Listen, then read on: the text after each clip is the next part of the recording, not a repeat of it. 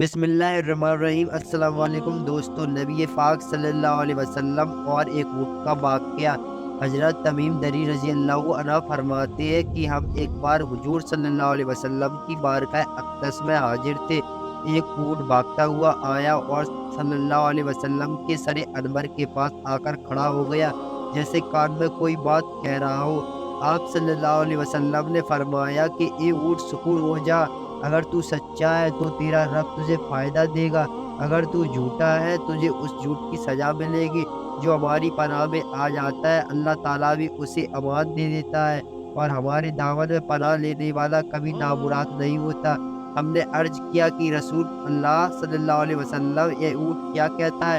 تو آپ صلی اللہ علیہ وسلم نے فرمایا، اونٹ کے مالکوں نے اسے جمع کر کے اسے کھا لینے کا ارادہ کر لیا تھا، تو یہ ان کے پاس سے بھاگ آیا۔ تمہارے نبی صلی اللہ علیہ وسلم سے مدد مانگی ہے۔ ہم سب ابھی گفتگو میں مشغول تھے کہ اس اونٹ کے مالک بھاگتے ہوئے آئے۔ اونٹ نے ان کو آتے ہوئے دیکھا تو دوبارہ حضور صلی اللہ علیہ وسلم کے سر مبارک کے پاس کھڑا ہو گیا۔ آپ صلی اللہ علیہ وسلم کے پیچھے چھپنے لگا۔ ان کے مالکوں نے انہیں عرض کیا کہ یا رسول اللہ صلی اللہ علیہ وسلم، یہ ہمارا اونٹ ہے، 3 دن سے ہمارے پاس سے بھاگا ہوا ہے اور آج یہ ہمیں آپ کی خدمت میں ملا ہے۔ اس پر آپ صلی اللہ علیہ وسلم نے فرمایا، یہ میرے سامنے شکایت کر رہا ہے کہ یہ تمہارے پاس کئی سال تک پلا بڑھا ہے۔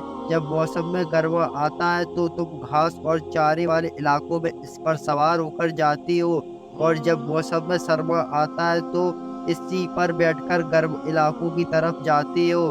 اب جبکہ اس خستحال کی عمر میں پہنچ گیا ہے تو تم اسے جمع کر کے اس کا گوشت کھا لینے کا ارادہ کر لیا ہے۔ انہوں نے عرض کیا، خدا کی قسم یا رسول اللہ صلی اللہ علیہ وسلم، یہ بات بالکل اسی طرح ہے جس طرح آپ نے فرمایا۔ اس پر حضور صلی اللہ علیہ وسلم نے فرمایا، ایک اچھی خدمت گزار کی اس کے مالکوں کی طرف سے کیا یہی جزا ہوتی ہے؟ تو وہ عرض گزار ہوئے، اور یہ رسول اللہ صلی اللہ علیہ وسلم، اب ہم نہ اسے بیچیں گے اور نہ ہی اسے جمع کریں گے۔ اس کے بعد آپ صلی اللہ علیہ وسلم نے اس اونٹ کو کچھ درہم میں خرید لیا اور فرمایا کہ اے اونٹ، جا، تو اللہ کی رضا کی خاطر تو آزاد ہے۔ اس اونٹ نے حضور صلی اللہ علیہ وسلم کے سر مبارک کے پاس اپنا منہ لے جا کر کوئی آواز دی تو آپ صلی اللہ علیہ وسلم نے فرمایا آمین۔ اس نے پھر دعا کی، آپ صلی اللہ علیہ وسلم نے فرمایا آمین۔